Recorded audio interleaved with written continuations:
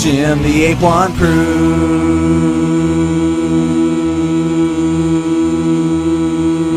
Hello again, humans. It is I, Jim the Ape, and I know I'm late to the party on this one. Maybe if I didn't work 6 days a week, I'd have more time to make content. But enough of my excuses about taking so long in between videos. I figure if you're watching this, you're either completely understanding of any and all excuses that I could possibly give, or you just don't give a shit and just want me to get to the point. So let's do that. But first, I just want to acknowledge that this video is the result of a Twitter poll I did like a week ago, because that's how devoid of ideas and inspiration I've become lately. So recently, James Gunn, director of Guardians of the Galaxy, and its sequel, Guardians of the Galaxy Volume 2, was fired from his post at Disney, where he was set to direct Guardians of the Galaxy Volume 3, and quite possibly guide the larger Marvel Cinematic Universe into its next phase. But why was Gunn fired? Pun intended. Well, because Mike Cernovich, an alt-right Trump ball washer who looks like Ryback fucked Ron Howard and somehow made a baby, dug up tweets he made from almost a decade ago and made a big stink about it. The outrage mob attacked, and the man lost his job. So let's break this down now and try to address as many aspects of this issue as I can think of. Now, there are a lot of things that I could say about this, and I'm sure I won't cover everything in this video, but I want to start by simply saying that we as a society should really stop taking Twitter so fucking seriously. I mean, it's good for memes, shit posts, and porn, but it's a terrible place for any kind of serious discussion due to character limits, and an even worse place for comedy due to it being a text-based medium. So, whether it's Roseanne Barr saying some stupid, possibly racist shit about Valerie Jarrett, or James Gunn having made the tweets in question ages ago, I don't think that tweets should ever be taken seriously enough to end someone's career over.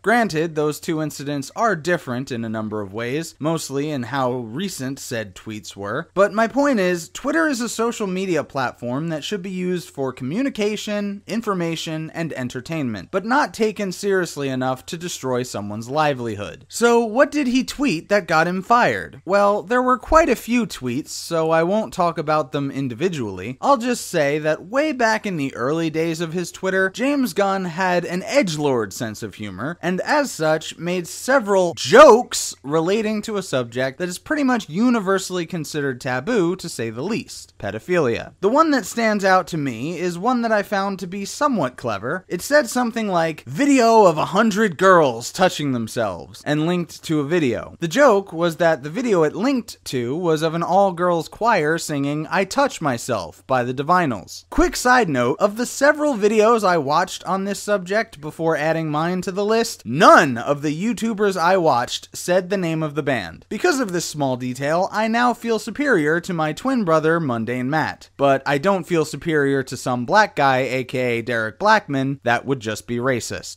Now, I know what you're thinking. Pedophilia jokes are in bad taste. Especially for the kids. Alright, okay, I get it. Jokes are bad.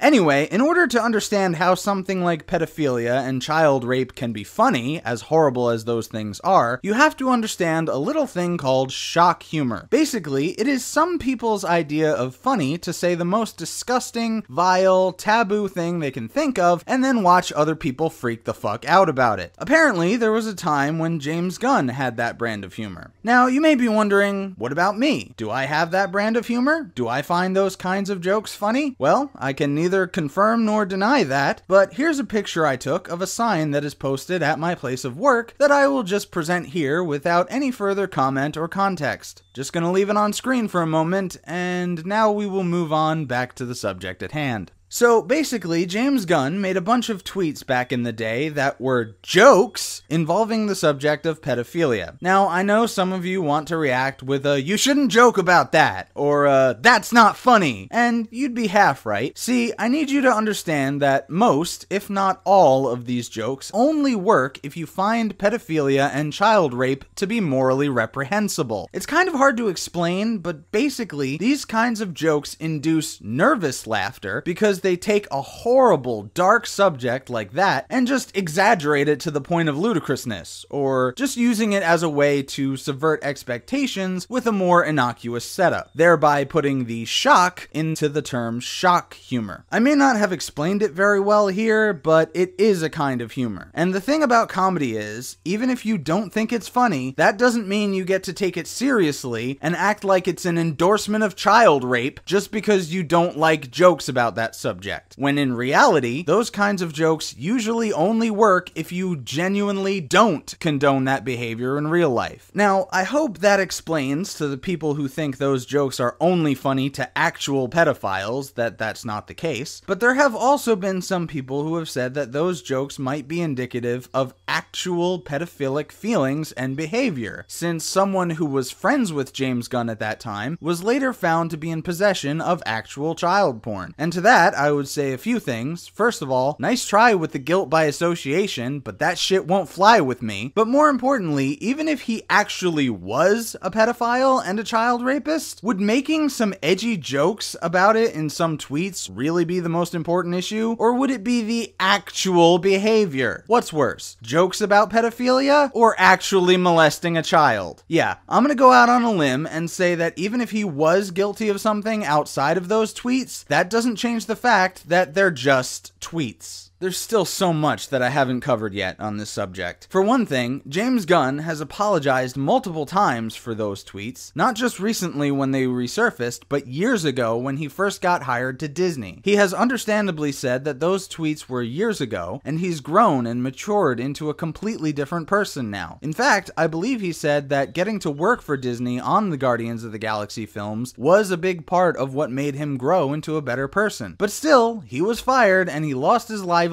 due to a hypocritical piece of shit who until this point in the video I haven't really said that much about. I legitimately hate Mike Cerna-bitch, as the amazing atheist TJ Kirk calls him, because he is the quintessential example, the living embodiment of the thing that I can't stand most about humans. He is a fucking hypocrite. This steroid abusing ballless fucking retard cries and complains and plays the victim anytime the left-leaning outrage mob causes a conservative to get fired, see Roseanne, and then he turns around and does the exact same fucking thing to a liberal entertainer because he was outspoken against this pathetic cunt's precious daddy Trump. I could go looking for tweets made by Mike Chernobylovich that are equally offensive or maybe even more offensive than James Gunn's, but I'm not going to do that. Do you know why? Yes, because I'm lazy, but also because an eye for an eye leaves everyone blind, and fighting fire with fire burns the whole world to the ground. Don't ever be under the mistaken impression that if your opponents use a shitty tactic, it's okay if you use it back to them. That makes you no better than they are. And in this case, I don't think James Gunn personally participated in the outrage mob to get anyone fired. I could be wrong, but I think he even defended Roseanne to some extent. So the whole eye for an eye thing doesn't even work on an individual level. And if you try to argue it's okay in a collective conservatives versus liberals kind of way, I really am going to have to restrain myself from smacking you upside the head because that mentality is twice as fucking retarded. Luckily, there was an outpouring of support from fans and even the cast of Guardians of the Galaxy petitioning Disney to rehire James Gunn. In fact, there was an open letter that they wrote that was signed by Chris Pratt, Zoe Saldana, Dave Bautista, Bradley Cooper, Vin Diesel, Sean Gunn, Karen Gillan, Palm Clementif, and Michael Rooker. That's basically the whole main cast of the Guardians of the Galaxy films. By the way, this is one of the benefits of me taking so long to make this video. I literally just saw this letter on Twitter the night that I'm writing the script for it. Anyway, I will now read it to you and then maybe say a thing or two about it, and then I'll wrap this video up. An open letter from the cast of the Guardians of the Galaxy. To our fans and friends, we fully support James Gunn. We were all shocked by his abrupt firing last week and have intentionally waited these 10 days to respond in order to think, pray, listen, and discuss. In that time, we've been encouraged by the outpouring of support from fans and members of the media who wish to see James reinstated as director of Volume 3, as well as discouraged by those so easily duped into believing the many outlandish conspiracy theories surrounding him. Being in the Guardians of the Galaxy movies has been a great honor in each of our lives. We cannot let this moment pass without expressing our love, support, and gratitude for James. We are not here to defend his jokes of many years ago, but rather to share our experience, having spent many years together on set making Guardians of the Galaxy 1 and 2. The character he has shown in the wake of his firing is consistent with the man he was every day on set, and his apology, now and from years ago when first addressing these remarks, we believe is from the heart, a heart we all know, trust, and love. In casting each of us to help him tell the story of misfits who find redemption, he changed our lives forever. We believe the theme of redemption has never been more relevant than now. Each of us looks forward to working with our friend James again in the future. His story isn't over, not by a long shot. There is little due process in the court of public opinion. James is likely not the last good person to be put on trial. Given the growing political divide in this country, it's safe to say instances like this will continue.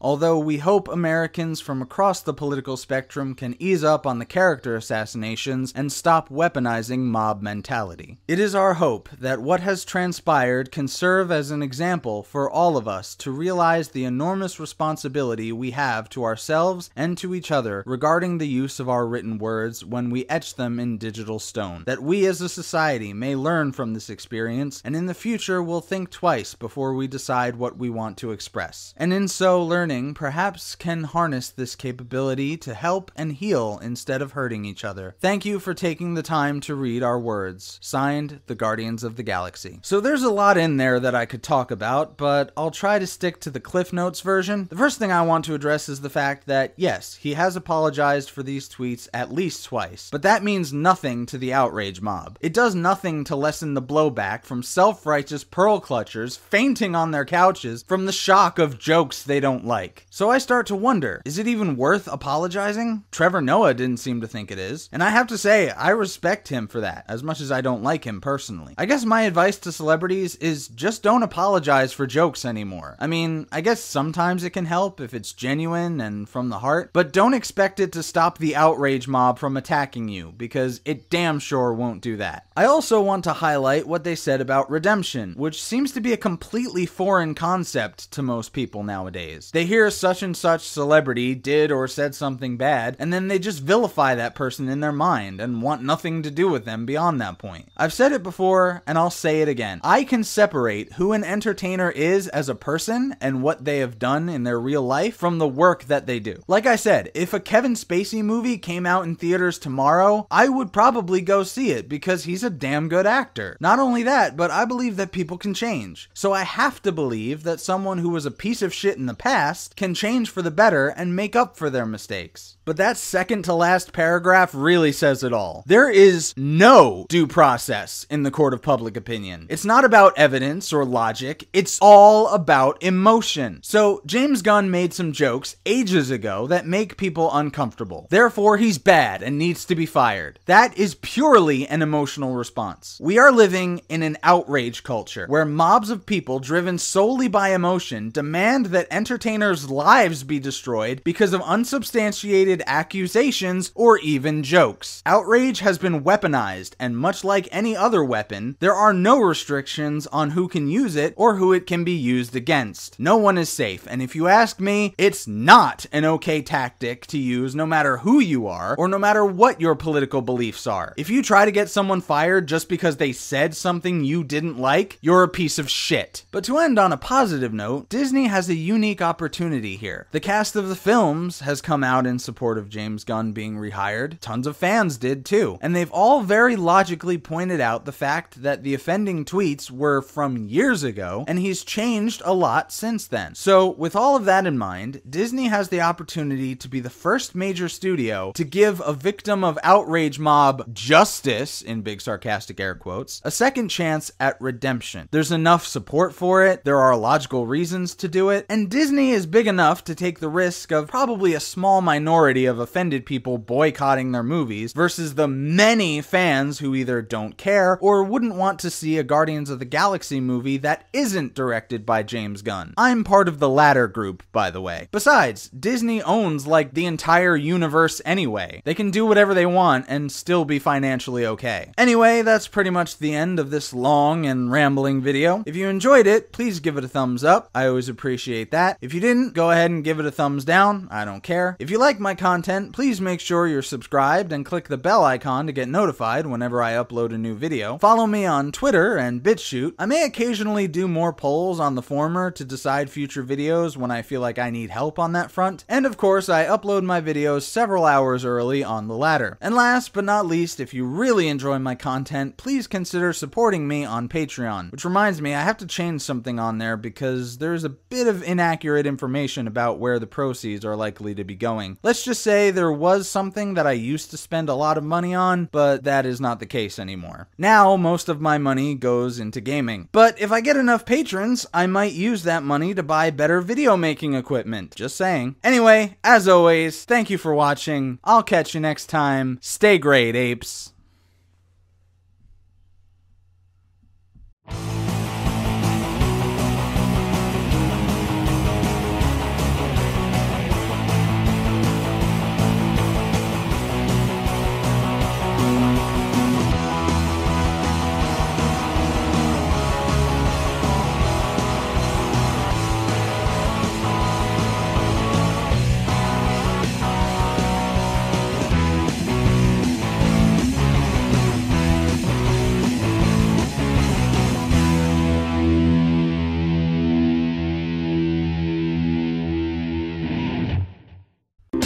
I don't want anybody else.